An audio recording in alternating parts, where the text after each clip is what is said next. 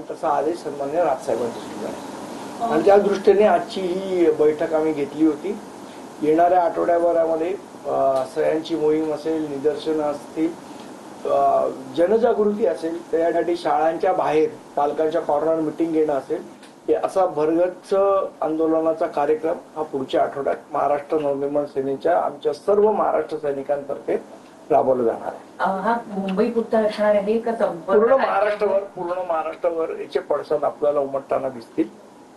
मुळात असं आहे की ज्या पद्धतीची सक्ती, म्हणजे गुजरातमध्ये हिंदी भाषा कंपल्सरी नाही, बरं उत्तर प्रदेशमध्ये तुम्ही तिसरी भाषा कुठली शिकवणार आहे त्याचं उत्तर सीएम देताना दिसत नाही.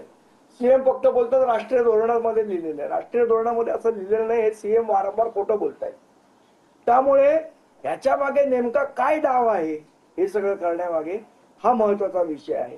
आणि म्हणूनच या आडमार्गाने हिंदी भाषाची जी सक्ती केली जाते याला महाराष्ट्र नवनिर्माण सेनेचा महाराष्ट्र सैनिक हा रस्त्यावर उतरून विरोध करेल आणि टोकाचा करेल आणि त्याची जबाबदारी मग राज्य सरकारची असेल. राष्ट्रपती यांनी सांगितलं होतं की जर ही सक्ती करण्यात आली तर मनसेचे आंदोलन उभं करेल त्याला सरकार जबाबदार असेल.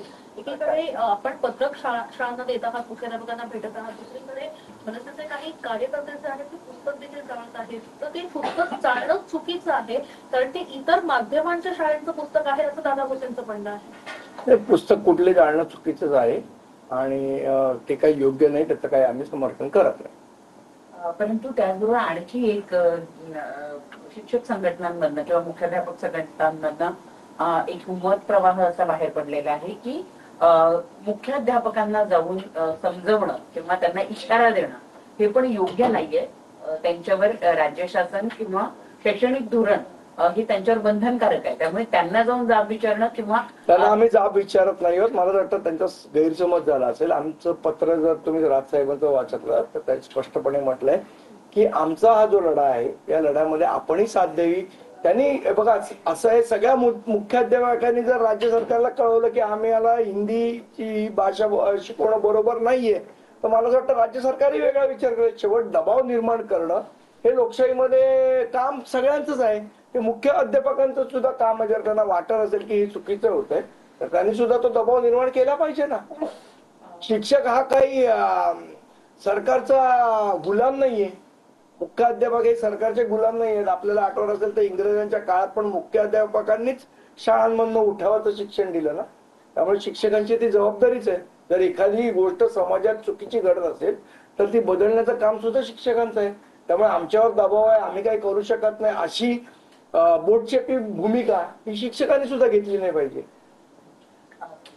आताच एक अशी माहिती पुढे येते किंवा अशी बातमी पुढे येते की उद्धव ठाकरे यांनी त्यांच्या पक्षातल्या पदाधिकाऱ्यांना असं सांगितलेलं आहे किंवा असे आदेश देण्यात आलेले की जनतेमध्ये जा आणि शिवसेना आणि मनसे युतीबद्दल त्यांचं काय युती किंवा आघाडी करण्याच्या संदर्भात त्यांचा काय मतप्रवाह आहे तो जाणून घ्या आणि युतीसाठी ते सकारात्मक.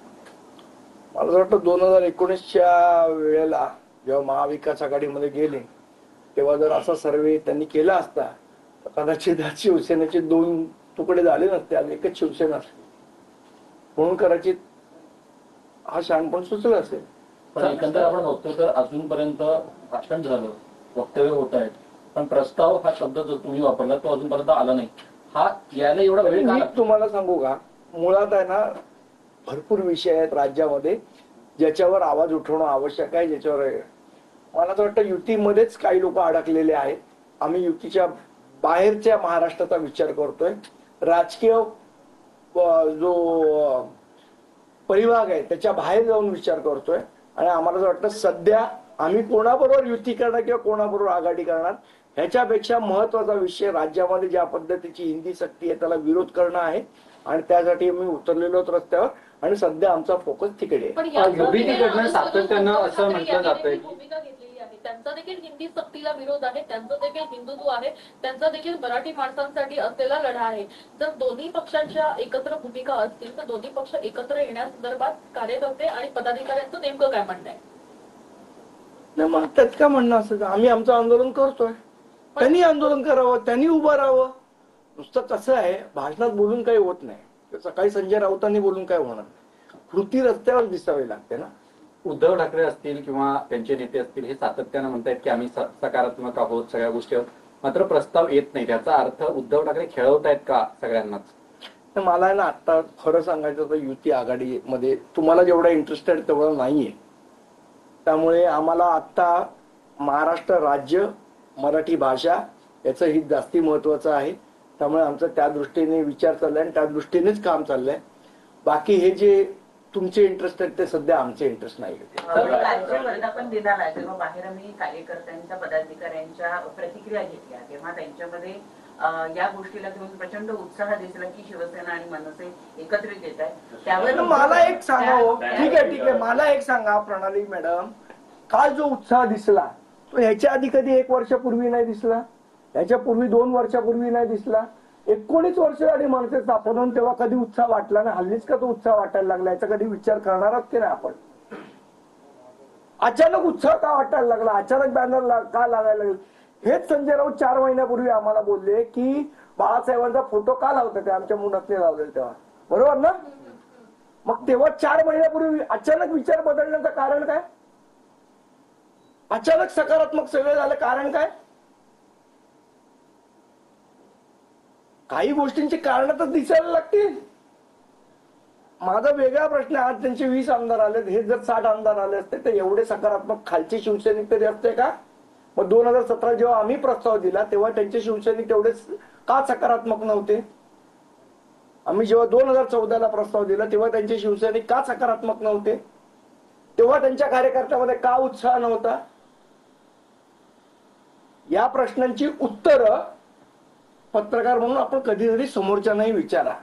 प्रत्येक गोष्टीचं उत्तर फक्त महाराष्ट्र नवनिर्माण सेनेने द्यावं असं नाही.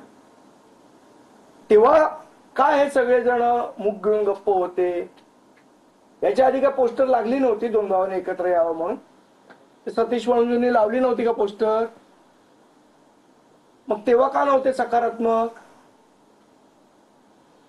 असं आहे की ठीक आहे, मी हे समजू शकतो की तुमच्यावर वेळ वाईट आली आहे आणि त्या वेळेमध्ये तुम्ही विचार करताय की स्वतःचा पक्ष कसा आपण पुढे न्यावा, त्याच्यासाठी म्हणून तुमचे प्रयत्न चाललेत. अतिशय समान, त्याच्यात काही वावगं आहे, गैर आहे असं मला म्हणायचं नाही. पण त्याचा तो अर्थ काढून तुम्ही आम्हाला परस्यू करू शकता, आम्हाला प्रेशराईज नाही करू शकता गोष्टी. ज्या वेळेला त्याचा निर्णय घ्यायचा आहे त्यावेळेला योग्य तो वेळी राज ठाकरे घेतील. तुम्ही आता अशा प्रकारे आम्हाला प्रेशराईज करण्याचा प्रयत्न कोणीही करू नये. ज्या वेळेला योग्य वेळ असेल त्यावेळेला योग्य तो निर्णय ते घेतील. पण रोज उठून सकारात्मक आहे नंतर काहीतरी त्याच्या आधी कधी विचारलं? शरद पवारांबरोबर जायचं विचारलं? शरद पवार साहेबांबरोबर जाऊ का, काँग्रेस बरोबर जाऊ का, तेव्हा बैठका घेतल्या का नगरसेवकांच्या का आमदारांच्या? त्यामुळे या पद्धतीने माझी विनंती आहे की अशा पद्धतीने आम्हाला तुम्ही प्रेशराईज करू शकत नाही, आमच्यावर दबाव आणू शकत नाही. ज्या वेळेला जो निर्णय घ्यायचा आहे त्यावेळेला तो राजसाहेब घेतील. दबावाचं राजकारण कोणी करू नये, आपल्या माध्यमातून तर करूच नाही. गुणरत्न सदावर्ते हा माणूस, त्याच्या पाठी 4 माणसं नाहीत, त्या माणसाच्या प्रश्नांना मी उत्तर देणार नाही. मूळ मनसेच्या मराठी आणि इतर ज्या महत्वाच्या मुद्द्यांवरून लक्ष विचलित करण्यासाठीच हे प्रेशर टॅक्टिक आहे असं तुम्हाला वाटतं का? आमचा मराठीचा मुद्दा कोणीही बाजूला सारू शकत नाही. भाषा जगली तर आपण जगणार आहोत, या गोष्टीवर आमचं ठाम मत आहे आणि त्या दृष्टीने आमची वाटचाल चालू आहे. उद्या मनसेने जे आंदोलन आता सुरू करणार आहे किंवा त्यात जर शिवसेना स्वतःहून सगळ्या मराठी माणसांना आमचं आव्हान आहे तुमच्या सकट की तुम्ही त्या आंदोलनात सहभागी व्हा. महापालिकेला तुम्ही इन्व्हिटेशन पाठवलेले, त्याला काही रिस्पॉन्स आला नाही, ते व्यक्ती पण आली नाही, त्यांच्या पक्षातून पण कोणी आलं नाही. पण अशा वेळी जे आंदोलन होतंय कुठे ना कुठे आंदोलनात तरी एकत्र या आणि मग दाखवा असं तुम्हाला वाटतं का? मला असं वाटतं ज्यांची इच्छा असेल त्या आंदोलनात सहभागी होतील. त्यांनी अगदी वेगळ्या पद्धतीने वेगळं आंदोलन केलं तरी आमची काही हरकत नाही. शेवट ते मराठी माणसासाठी असेल, मराठी भाषेसाठी असेल, ज्यांना जे वाटतं ते त्यांनी करावं, पण सरकारवर दबाव निर्माण करावा ही आमची ठाम भूमिका आहे. उद्या आमचं महापालिका सभागृह पण आहे, वांद्रे पश्चिम इथे आहे आणि त्यावेळेला शैक्षणिक धोरण हा विषय आम्ही सभागृहात घेतलाय, त्यामुळे या अनुषंगाने चर्चा होईल. मनसेचं ज्यावेळेला अपयशाचा काळ होता तेव्हा सगळ्याच पक्षांनी मनसेवरती तोंडफूट